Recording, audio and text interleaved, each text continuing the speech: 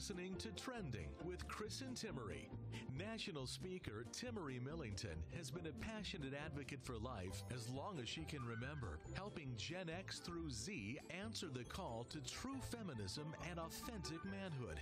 Chris Mueller is a national speaker, author, father of 6, and is currently making a Catholic TV show for families as he travels speaking to over 10,000 people each year. Between Chris having over 18 years experience in Catholic lay ministry and Timmerie's holding a master's degree in biblical theology, together they cover the week's hottest stories from a Catholic worldview. You're listening to Trending with Chris and Timmerie.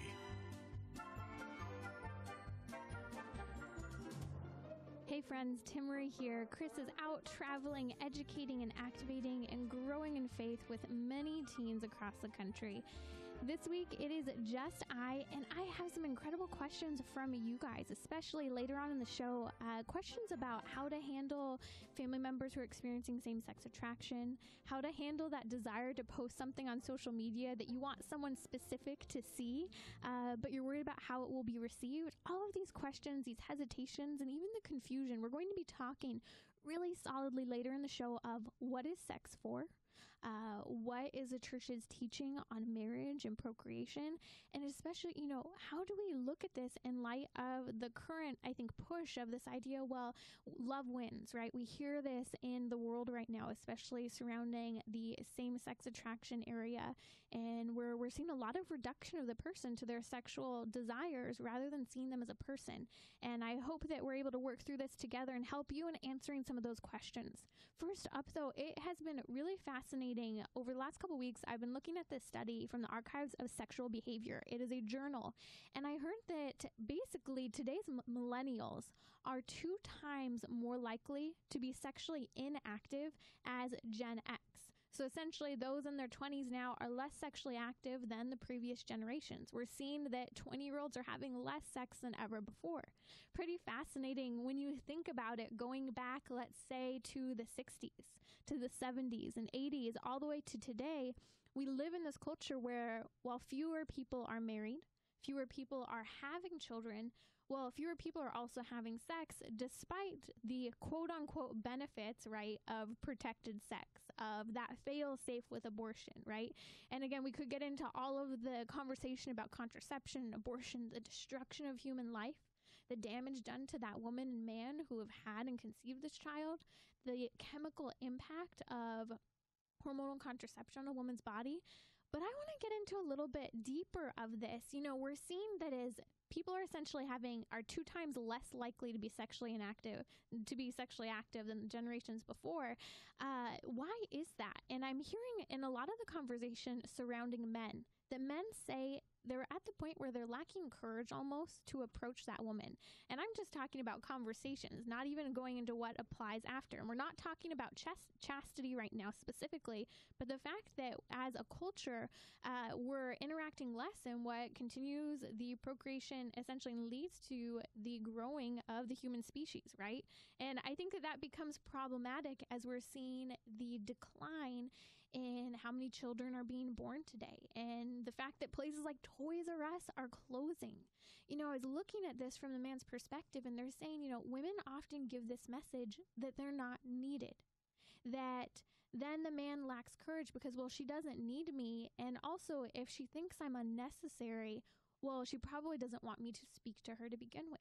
And, in light of today, I hear a lot of my friends who are in their mid-30s who are single, and they're sitting here saying, I look back and realize I kind of wasn't interested in dating. I was focused on other things, and I see how maybe that shut down some of the opportunity to just date a couple people, not even committing to marriage. That first date, we have to remember, we're just getting to know each other.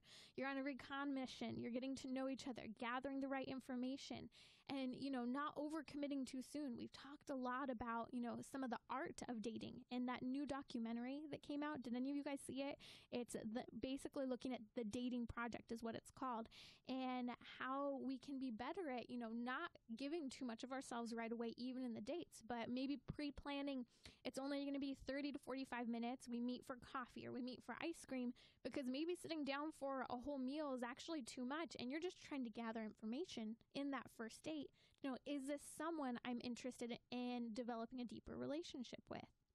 Well, if no one's willing to even ask those questions for that simple ice cream or coffee, well, we're getting to the point where it's no surprise that while people are willing to just hop into bed together, they're also less willing to have sex. I heard one guy put it this way. He was talking about how basically, why would I try to approach that woman when I basically have the opportunity to win at home by sitting here looking at pornography? And, we've gotten to the point where men feel more courageous, more active, more part of a participant being at home looking at pornography. And I think that there's also a problem with women. Not only are so women, ladies, we're at the point where we love to live on social media. And while in one sense it can be a distraction, on the other sense it can be great for helping us get to know people, stay connected. But I think a lot of the time we're not willing to either go out on that date or go out and interact with people, even friendships. I'm not even just talking about male, female, potential spouses here, but I'm talking about especially friends too. Are we maybe not willing to be that person's friend because we checked out all of their past social media posts? We saw their political stance on this specific candidate. We saw them smearing or disagreeing with something that really we are passionate about. We judge people online before we have the opportunity to see them face to face. And not only is that happening in our friendships, but one-on-one. I know I've tried to be better. And again, there are times where you really just need to know a little bit about that person before you meet up with them in person, whether professionally or friendships at a party. Maybe you're trying to remember someone's name. I'm a great person with faces. Names, that can be challenging. But maybe giving the opportunity to meet them face to face, ask questions, get involved before you hop onto social media, because then we're just making assumptions. And, coming back to this whole idea that millennials are 2 times more likely to be sexually inactive than Gen X, and even more so than the generations prior to them, I think that allowing for that environment of conversation, allowing for that environment of getting to know each other offline is important. Using social media is a great opportunity for staying in contact, but it's not necessarily a great way to get to know a person, because you hear their extremes usually, their extreme emotions, their extreme passions for moral ideologies and so forth. And you also only see the good moments on social media too, whether it's that family vacation that they took or where they're traveling for work at that given day. And so offering that opportunity to get to know each other away from social media, offering that opportunity for maybe you leave yourself available for someone to approach you, to ask you on a date, or even just to get to know your name. I think that's important too before asking someone out as well. And sometimes we're avoiding eye contact. I know that this is one of those things I can be terrible about. I was actually just on my way into the studio today. I was walking into the bathroom and I looked at someone and said, "Hi, how are you?" And they looked up startled from their internal thought. And man, it's a reminder for us that we sometimes really do lack that interaction on a basic social level, yet we're willing to text a person on the other side of the country saying, "Hey, I'm thinking about you," when we're forgetting about the people right in front of us. There's so many opportunities just to say hello, reach out. I was just at church the other day, and this young man reached out to me and a friend of mine, and he said, "Hey, I see you at the gym every day. My name's so-and-so," and they're getting to know each other, chatting, and they have this opportunity to say, "Hey, now I'm going to say hello at the gym when I see you," and maybe this is a potential friend to have. And I think today there's this tendency to go, "Oh, I see you at the gym almost every morning, 5 a.m. in the morning. I see you. I know I've seen you at mass, but I'm not going to say hello." And it really stood out to me that this man stepped up and said hello to my friend, and how rare that is. And this guy instantly had my respect. And I think it's because a lot of us lack social courage on a day-to-day basis to get uncomfortable, or maybe to even disrupt our own contemplation at the moment, or the internal dialogue that other people are having. And I think that we could use more of those opportunities to say hello. Living in Southern California, I feel like we're so apt to just pass by, keep our eye on the prize, whether you're hiking or whatever it is. But growing up in a small town, we used to always say hello to the person on the trail next to us. Maybe take a minute to comment that, hey, there's a big stream up ahead. It's going to be a little difficult to cross. Versus I've noticed down in San Diego where I live now, if I'm hiking and I warn someone about something on the trail, they'll kind of act either one of two things. They're shocked that you said something and they kind of have this attitude, well, I can figure it out on my own. Or they have this response of, oh, wow, thank you. That was really nice of you. Why is it that we have the two extremes? And, we think about the fact that God calls us to be a light to the world. Well, in the midst of a time where people are having less sex, fewer children, fewer dates, I think the opportunity to just reach out and have those simple conversations can really change the dynamic of how lonely and fearful people can be today. It gives us the opportunity to break into that internal dialogue that I know for so many people can be really challenging day in and day out, especially for someone who maybe struggles with loneliness, anxiety, or depression. We're made for human contact, and that human contact makes a really big influence on our general well-being.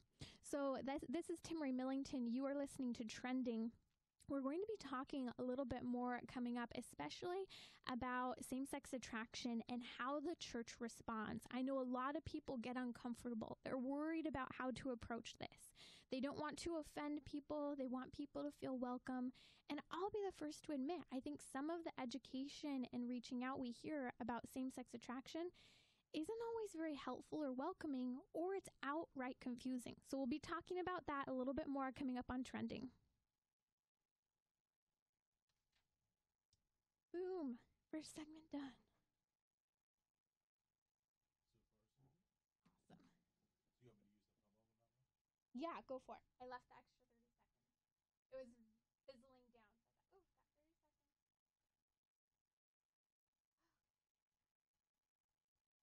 I thought, got 30 seconds. I know when I'm talking by myself, I can either get really excited or nervous and my voice level goes up and down. So just let me know if it does go too high at all. So I try to slow down sometimes. As long as you're passionate about the subject and dog on it, that'll pull people in. Go for it. Okay. Let's see. 10:45 is the segment, right? Or, yes. The second one's supposed to be 11. Okay, 11. So I'll give myself 10:30 and see if I need. Or I'll give myself 11 and see what I need. Colleen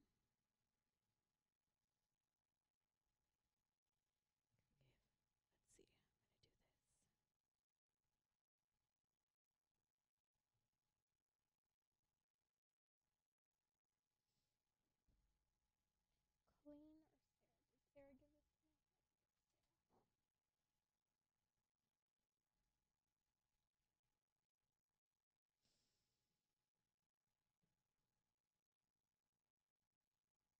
Okay, I'm ready to go.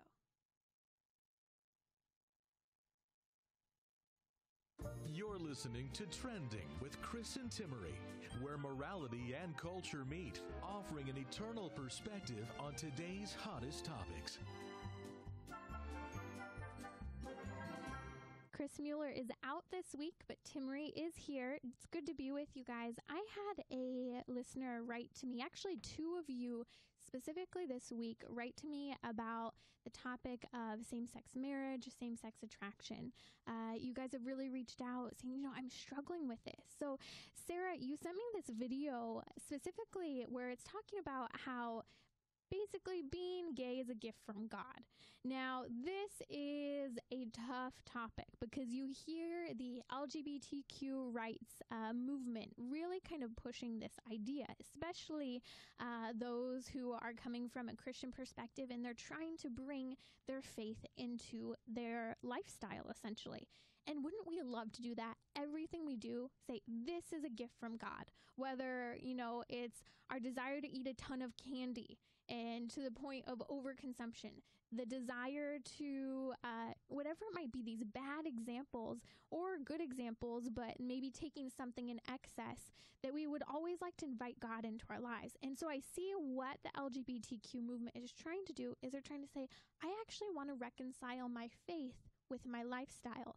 But what happens is sometimes we begin to justify things. Well, one of the things dear listeners, that I have seen is that people try in justifying this type of lifestyle. They like to just point fingers and blame the church. People will get upset and say, well, this is a really great example. This week, I was listening to a YouTube video that was done during Pride Month, right, this month. And it was talking about opening up this conversation by saying this. There was a young little boy, and he was someone who had same-sex attraction, and, he was gay. And basically, the teacher told him that he was disordered, needed to be fixed, and really pushed on him conversion therapy. This is how the talk is introduced. And the pastor, who I believe he is actually gay, ends up saying, actually, this is not something that happens in our schools. It's not something that happens at all in our schools. And he said, but this is what the church does. And my heart broke for a moment there, hearing this man say this example, making it sound like it was something that happened every day, when it doesn't happen in our schools. I'm glad he said that. But he went and pointed the finger at the church. And the church is the reason people have regrets. The church is the reason people hate themselves. And we've got to come back to a fuller conversation of what sexuality is. People are saying that religion has destroyed countless gay lives because they've said things such as the word disordered or needing to be fixed. But in fact, if you look at what the Catholic Church has to say, nowhere does it say that you need to be fixed. Nowhere does it say that you need to do therapy to remove your same-sex attraction. What it does say is that homosexual acts, so the physical act of a man and a man or a woman and a woman, is intrinsically disordered, that sexual act. Why is the church saying that? Because ultimately, the way our bodies fit together and work, the only possible way to bring about a means to an end of the end being a child is through male and female anatomy. Now, we're going to get into the argument for this a little bit, both biblically and from the theological perspective, and really looking at human anthropology. Where have we come from looking at anthropology in the light of the human person, our development, with the light of faith? Because we can answer these questions. And so when the church throws out these certain words where you hear intrinsically disordered, they're not saying a person is. They're saying the specific act. And there's a big difference. That's why, for example, Sarah, you wrote to me this week and you said, hey, it's hard for me as a good, faithful, and you added heterosexual Catholic, to not be confused, essentially, when I'm looking at what some people are saying in the church. You said, I've seen people saying, well, it's okay to get married as long as you're not married within the Catholic Church with someone of the same sex. Well, the answer or the question is, what is marriage, right? And we're going to get to that. Or where people say, well, I'm hearing one thing in the media about what Pope Francis has said. And you may remember it was about 4 years ago, Pope Francis was talking about the gay issue, and he said, who am I to judge? He wasn't talking about, he's basically using this phrase, instead of saying, love the sinner, hate the sin, he's saying, we're not meant to just judge a person. We can look at their actions, but, this idea of pulling back and seeing the person at the heart of the conversation. And so I really love when we look at that, it's another way of saying, not only who am I to judge, but let's love the sinner, love the person, right? Because their sin does not define them, although it is a roadblock that can prevent them from that full union with God. And we're going to look at this biblically coming up and what the New Testament offers in terms of the life of God. So one of the things that I've heard a lot of people asking me, and one of my friends was just asking the other day, she said, man, I feel like I'm having a hard time with my family. My parents come from a really traditional view of Catholicism, and I'm all on board about my faith. But we've had family members who are experiencing same-sex attraction, and basically the family panics. You guys, I've seen these situations over and over again. Whether it's a niece, nephew, cousin, sibling, they think, oh no, can we invite them over for dinner still? What topics can we talk about? We've got to stop. Hold up for a second. This is where it's so helpful, this saying, love the sinner, not the sin. Who am I to judge and say, you are not welcome here, right? That's not our job. We have a great judge in heaven, and you and I are not him, right? Man, I would not want that job. I mean, just imagine, I would not want that job. Our responsibility is to remember that we have a responsibility to love, to reach out, to be with other people. And this gets into the conversation of Evangelium Vitae, which we have this great document from John Paul II. And it's where John Paul II is basically looking and evaluating. Well, let's start with our human anthropology. Let's go to the beginning of the Bible. We have Adam and Eve, and we see the fall of Adam and Eve. And not long after that, we see the first examples of worship, right? Or you see Cain and Abel. And Abel's there offering this great sacrifice of his very first of everything he has to God, his first fruits, essentially, right? Recognizing that everything I have is a gift from you, so I'm going to give you my best and then take everything else from there. It's an example of prayer. Maybe giving God our best in the first moments of our morning, of pausing in prayer before we do anything else. Going, you come first in my life, in my time, in my material needs, right? In the material that I myself have. Well, what happens is Cain kills Abel, right? Right after Cain kills Abel, what happens? Basically, Cain is conversing with God, and God is asking Cain, where's your brother Abel? Cain says, am I my brother's keeper? Just think about that. Am I responsible for my brother? The answer is, if we look at this from the church perspective, yes, we are our brother's keeper. This enters into so much of what we have in the tradition of the church. You know, we look at the sixth commandment, right? You shall not commit adultery. And Jesus expands upon this, and he's saying, not only shall you not commit adultery, but you shall not even lust after that person.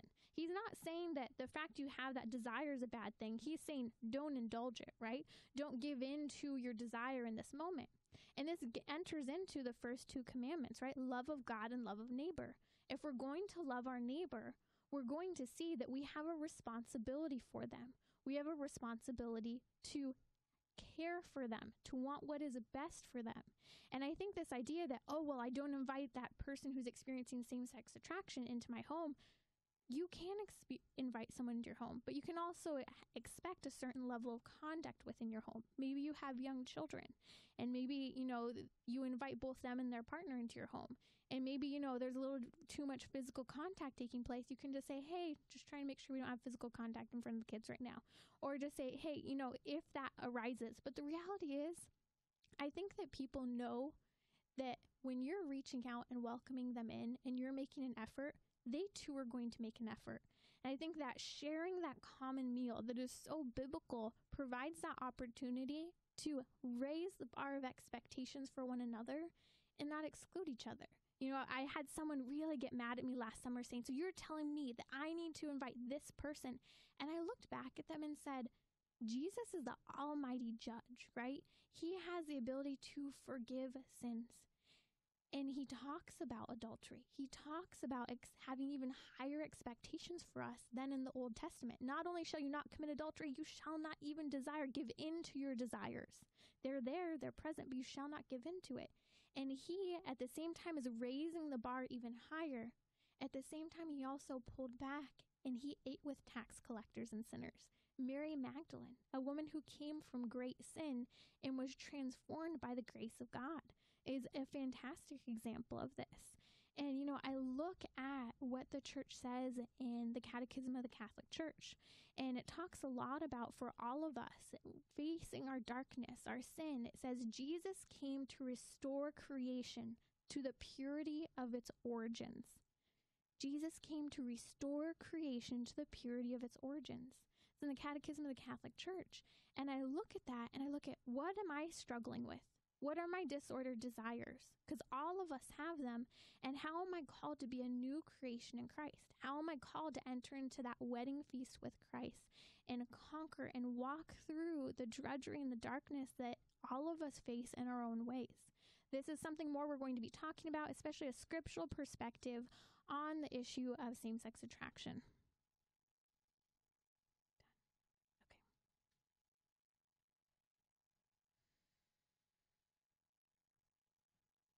That was number 2. So we're bumping back up to 12 minutes here.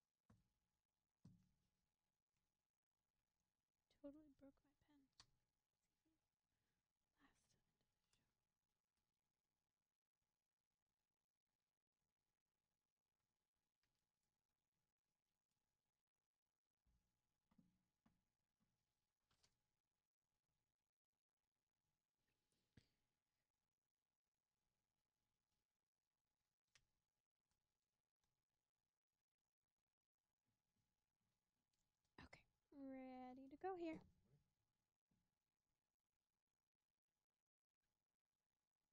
You're listening to Trending with Chris and Timmerie, where morality and culture meet, offering an eternal perspective on today's hottest topics.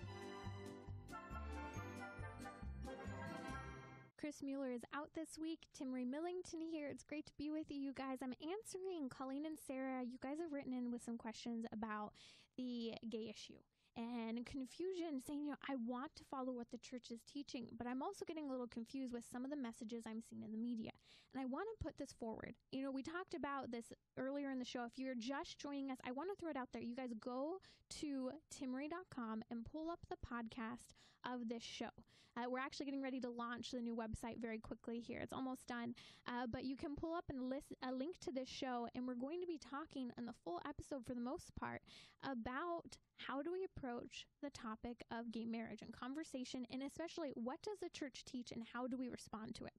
So looking at this, we've got to come from the perspective of being our brother's keeper. God looks down at Cain after Cain has killed Abel, and he's going, where's your brother? And he's giving Cain the opportunity to say, I did something to him, right? I killed him. In this act of jealousy, in this act of rage, I killed him. He's giving really that first opportunity for Cain to have that moment of confession, that reconciliation with God, that complete honesty before God. God knows, but he's looking down at Cain going, tell me, share with me. And instead, Cain's response is, am I my brother's keeper? And the answer is yes. If we look at the church's documents, especially looking at the church on this idea of love, right? And this idea of freedom, we talk a lot in the church about the dignity of the human person. What does that mean? That means that we, as created in God's image and likeness, we are also made for love. Because you guys, I hate that expression when you hear people say, God is love. Oh gosh, that sounds so mushy sometimes, right? But we hear God is love. And then we hear that we're made in God's image and likeness. And I swear some people say that in the church trying to make us feel good. It's like, oh, you're made in God's image and likeness. You're feeling down. You're thinking, oh, that really doesn't make me feel better. Or maybe it does, but it can seem somewhat abstract. Well, if God is love and we are made in his image and likeness, well, what that means is that we are made for love. And with that, that means that there's something in us that is like God. Well, if we're made for love, think about that for a moment. If we're made for love, we have to be able to freely choose it. Because otherwise, if we just perfectly obeyed every one of God's commandments and we're like robots, right, following the 10 commandments, well, then that would be slavery, right, if we were forced to do it against our will. So free will is an important part of the dignity of the human person. But so is intellect, because not only should we be able to freely choose love, but we should be able to come to it reasonably, right? We should be able to come to know something. There are two parts of the brain. I love when I do presentations about pornography and helping young people or even parents working with their young people in the home and how to fight that issue of pornography, that there are two parts to our brain, right? The feeling brain and the thinking brain. And at the thinking brain, it's pretty cool, you guys, looking at neuroscience and just science overall, that the thinking brain is like a little cap that comes over the front of the feeling brain, and it's in your prefrontal cortex that you really have that conversation of intellect and reason over the passions that are burning within us, revving up like a car engine, ready to go and run that race, right? This is the same thing with our attraction. And that's why we've got to recognize that while freedom is a wonderful thing, freedom is love in the truest sense. Because this is what it is, you guys. It's solidarity with the people around us. It's that moment where we choose on the cross, where Jesus chose to put himself on the cross. Those moments, those precious moments where he placed himself on the cross in solidarity with us and said, I choose you. He chose love. In the midst of all of our transgressions, right? In the midst of all of our sin, he goes, I choose you, and I'm going to blot it out if you will only come to me. And this is where you have people saying, well, I'm coming out because this is my truth and this is what I know. But if God is the light of the world, he comes to enter into the darkness. He comes to shatter what we believe is our truth and to bring to light what is true truth, what is real. And I think that when we look at the biblical conversation of this, we're able to look at this a little bit more. We've got to start by looking at the question of what is marriage? So marriage is every sexual act within marriage is meant to be unitive and procreative, right? So marriage is the solidarity between a man and woman coming together. In the end, the primary end of marriage is children, right? If we look at this, the primary end of marriage is children. That makes sense, right? His body and her body can fit together. Well, when we look at the church's teaching on sexuality, what is required is that every sexual act has two elements. It is meant to be unitive for the good of the spouses, both from a pleasure perspective and for the growth of the two together. It's meant to unite them. But the second requirement for every sexual act is that that sexual act is procreative, which means it's open to life. This is why things such as hormonal contraception, right, is not being open to life within the sexual act. And the church is saying you don't have to have children every time you have sex. In fact, you don't have the ability to have a child every time you have sex, right? But we are asking you, God is asking you as a church to be open to the other person, just like Christ was on those moments on the cross, to be open to sharing a life with your partner and jumping full into that life with your partner into the creation of the human person.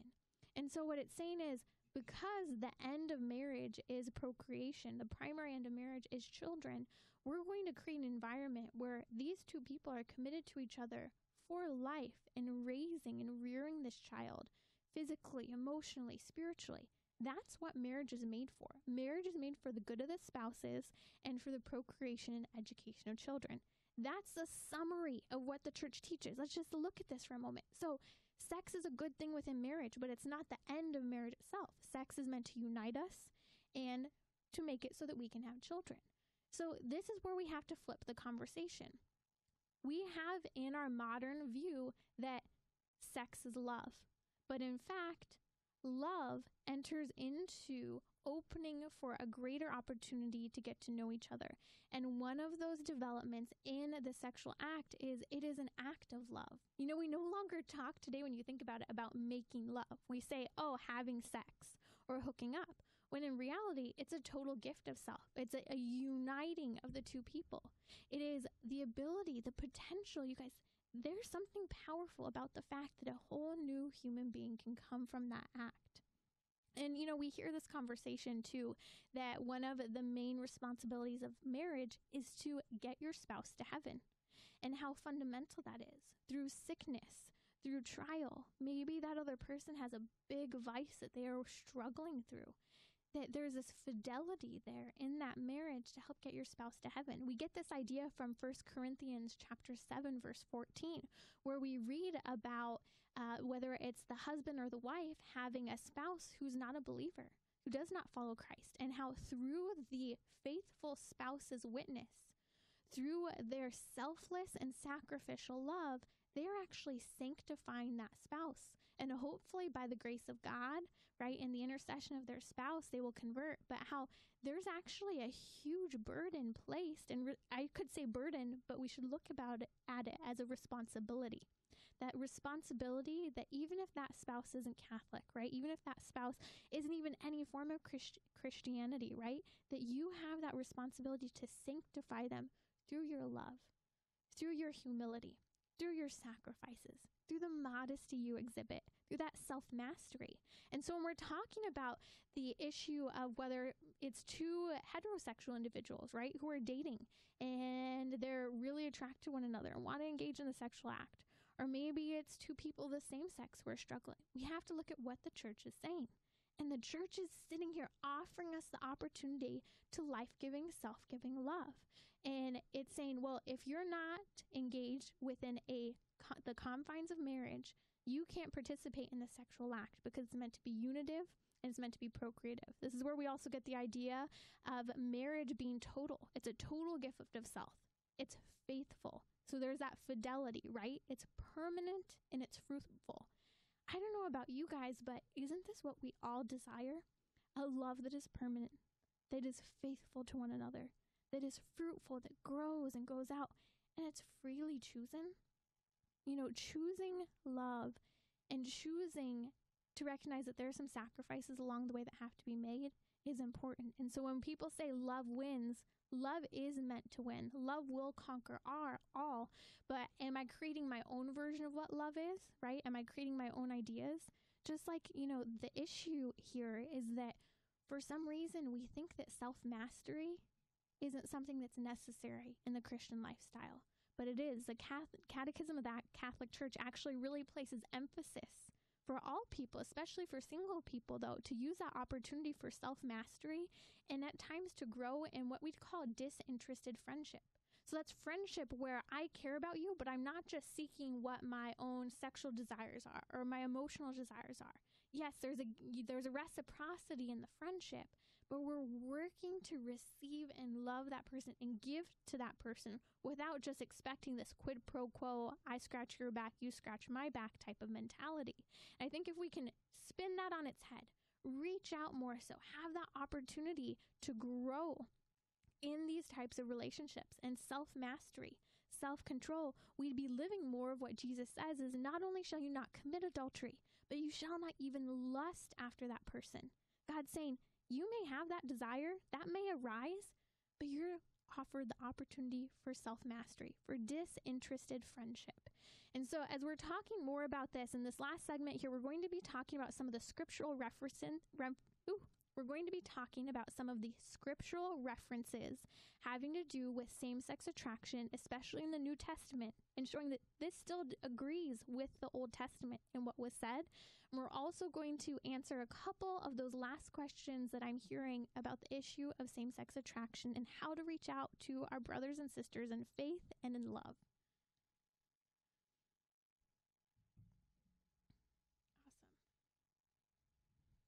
Awesome. Okay. 3. Awesome. 10.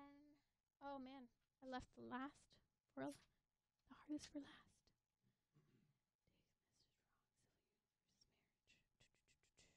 Okay. Sounded good? Awesome. It's not easy flying solo, so.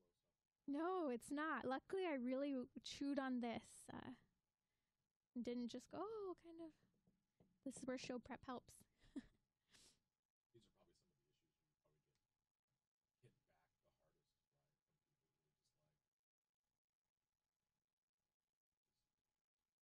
let love be love. Exactly. Maybe it was providential too, because I knew this needed to be a little more bulletproof of an argument from multiple perspectives. So maybe it's allowing all of it to get in. So, okay, let's go ahead. So this one is the shortest. So I think 10:45. Okay, done. 10:45, and then I have the opportunity to stop at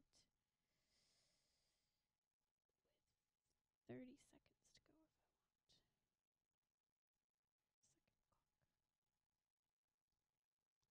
Second clock. Just gonna grab chapstick real quick. So when's the next time Mr. Mueller will be in here?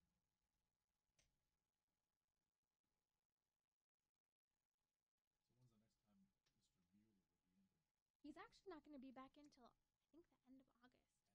Yeah, and so that confirms with me we'll be doing some playbacks. We can talk schedule after, but the next 2 weeks I will not be in studio. Oh, okay. So that's where we got some of the backup shows. yeah, I think next week we're not going to post a backup show because it's 4th of July week. So I figure that. Are we recording right now, Matt? Matt, are we recording right now? We're not live though, right? We're just recording. We don't have to leave that on, but we can talk schedule after. Okay, let's see. 10:45.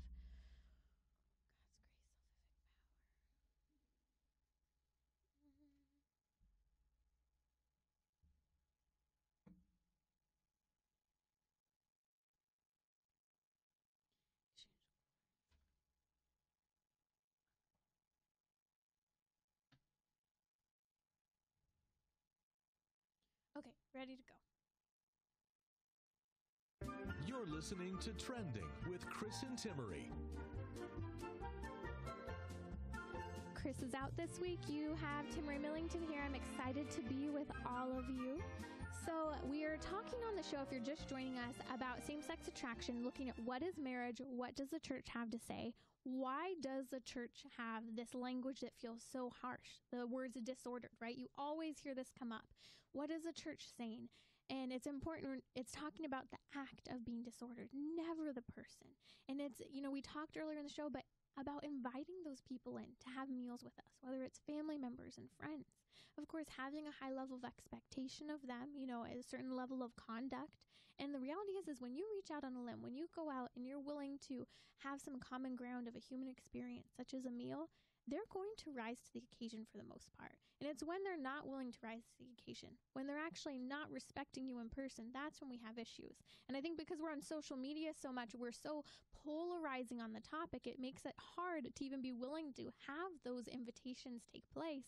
Because just like at the beginning of the show, we're talking about the fact that, millennials are 2 times more likely not to have sexual interaction as those in their 20s for Gen X and boomers and so forth. That's saying something, and I think that enters into this question of social media and how we assume because how people respond on social media, because people can be so polarizing and quick to talk about the tough topics, we assume that that's what'll happen when we invite someone over to dinner. But the reality is that's not. First of all, we can always be so awkward, and we talk about the weather first, right? Talk about your kids and what they're doing right now. You talk about that trip you have coming up. We talk about the good stuff. We talk about the common experiences. Usually these tough topics don't come up right away. So I want to talk, before we close the show up today, just a little bit about the perspective of sacred scripture.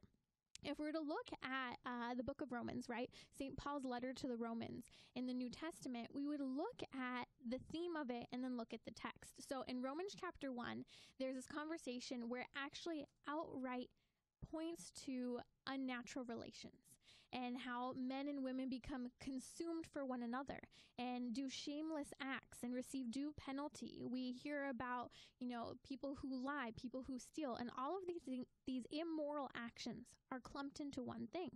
Well, let's take a rewind second, because here we just saw that Romans chapter 1 touches on the topic of homosexuality, clearly making it a sin, right? Continuing to live with the teaching of Leviticus, where we see references to this as well. And it's peppered all throughout sacred scripture. Well, in Romans, if we look at the overarching theme of Romans, the theme of Romans is this idea of God's grace actually having salvific power. And this is what's so powerful about St. Paul. St. Paul, who came from a life of sin. You guys, a life of killing Christians. A life, we may look, and there's so many elements. He even talks about how, I want to do one thing, but my body, my desires are taking over and going in a different direction, right? And you hear in his letters, the progression of his letters, and how you get to 1st and 2nd Timothy toward the end of his life. And he talks about, I fought the fight, I finished the race. He's about to win that prize, to the onward call to be with God. His story is a story of grace to salvation, of sin working, grace coming in and radically changing his life, of dying and rising with Christ, this death to self and this life in the Spirit.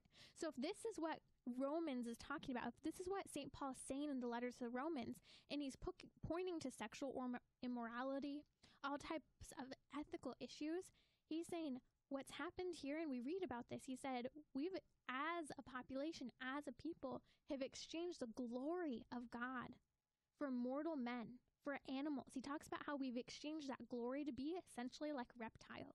Think about this, guys. We've allowed our lower sexual organs to rule over our minds, right? Our idea of self-mastery, self-discipline, this disinterested friendship where we're not just looking for what we can get out of it, but what we can give to that other person. So we see St. Paul talking about how not only have we exchanged the glory of God for mortal man and being like reptiles and animals, but we've also exchanged it for a lie. And we're taking on this truth that we think is truth. You guys, is this not the crisis and the dilemma of today? What St. Paul was talking about to the early church can be ever relevant to us in our modern conversation and struggle. And he talks about how basically God is calling us to this life of grace. God is calling us to be faithful, and God is calling us to die to self. So that context all of a sudden puts into perspective that we're not just talking about this desire in the moment, but we're talking about the end goal, the eschatological purpose. And that's a big word, but if we think about the eschatos, that means the end times, right? And so St. Paul is saying, look at the big picture. We are trying to be taken from sin and bondage into eternal life. Something has to change. If God is perfect order, if God is truth, if God made the body as male and female, and he put Adam and Eve in the garden in a perfect state of justice, in a perfect state of unity, in a state of nakedness. If we think about this original justice, Adam and Eve understood each other. That original state of justice, because the worship toward God was clear, this vertical relationship from man to God was clear, the horizontal relationships with friends and family members and intimate others, that was clear as well. But just like in Romans, we read, we've given up the glory of God. We've exchanged worship of the Creator for the worship of the creature. Well, what has happened there? We've now exchanged that original sense of justice, right? The original sense of the spousal meaning of the body, we've given that up. We've become self-worshipers, and we have chosen our own truth. And I hear people when they talk about coming out, quote unquote coming out, they're saying, I'm living my truth now. But we're called to live truth. And who is the perfect truth but Christ? And he shows truthful love on the cross. And you guys, if you look at that, it is bloody, bruised, and beaten. And I think all of us can do a little bit more in showing this love in not a self-interested way, but in a sacrificial, self-mastering way. The church talks about how our entire lives we're working on overcoming our challenges, overcoming our faults, and turning to God in these moments and offering it up to him, inviting him into our space. Just like at the beginning of the show, I was talking about how millennials are having less sex than ever before. Well, how are we inviting people into our space to have that personal communication, that personal conversation, getting to know each other so that we can get to the point of sharing in the great gift God has offered us in our human sexuality and the potential for this great union, for the good of the spouses, and for the procreation, education of children, having children. It's a beautiful thing that in and of itself is another gift and a self-sacrifice to walk down that journey together. So, I'm looking at these questions. Colleen and Sarah, you've asked all these questions. What about social media is a big one I'm hearing. How do you share about the issue of same-sex attraction and the beauty of what the church teaches to family and friends without them taking the message wrong? I think that we can't reduce it to a social media post. There are some great videos out there that have great long explanations and are short and beautiful. I wouldn't be afraid to share those, but I also wouldn't be afraid to instead take the time to invite that person to dinner. Because I think the example of you in your chaste lifestyle, whether married, right, in your fidelity to your spouse, and even the fact that you have kids around, or maybe your chaste lifestyle of being in a relationship and not living with that person you love and care about and are looking at possibly marrying. That's another example that you're setting. And I think having those opportunities for common ground and not worrying as much about the social media post as about how are you actually inviting in. And I'm not asking you to have dinner every week. Maybe that's what you're called to. Maybe that's what you want to do. But opening your space more often. And don't be afraid to share the social media posts, but always, how would this person view it? How could they view it? Is this what I would want this person to hear if I were saying it? Don't be afraid. And I think that a lot of you guys are so sensitive in wanting to properly share the love of God in the church's teaching, even through sharing a video you saw on some great organization's website, that if you really do mean well and you're doing it as an act of love and charity, I don't think there's anything wrong with sharing that. And if they disagree with you, offer the opportunity. I would love to talk to you about this. If they say something, you'll never know. I've had family members who experience same-sex attraction who have actually written and said, oh, you're biased on what you're saying. Okay, well, let's have a conversation about this. And you guys take the conversation at least out of the public eye sometimes as well. Another question I've seen often is civil unions versus marriage. I know a lot of you are saying, I have a hard time, talking about, well, should they just be able to become civilly united? Civil union and marriage, the important thing is that marriage is about children. Marriage helps to provide the right of a mother and a father to a child. And so we need to focus. Marriage isn't just about, oh, because I love you. Marriage is about the regulation of sex and the rights of a child to a mother and a father. And this is why the church will always uphold that marriage is between one man and one woman for the good of the spouses and the procreation and education of the children as that end. And as you hear these other messages out there that can be so confusing, or quotes where someone said Pope Francis made that person gay, the Vatican has never confirmed that that was said. And you guys, I have things that I say that people would love to misquote and throw out there that just aren't true. The church's teaching is true. It is clear. Pick up your Catechism of the Catholic Church and open it up. Go and read Theology of the Body, Love and Responsibility. All of these are excellent and incredible ways to go deeper in your faith, and especially deeper in that understanding of what is marriage and what is sex made for.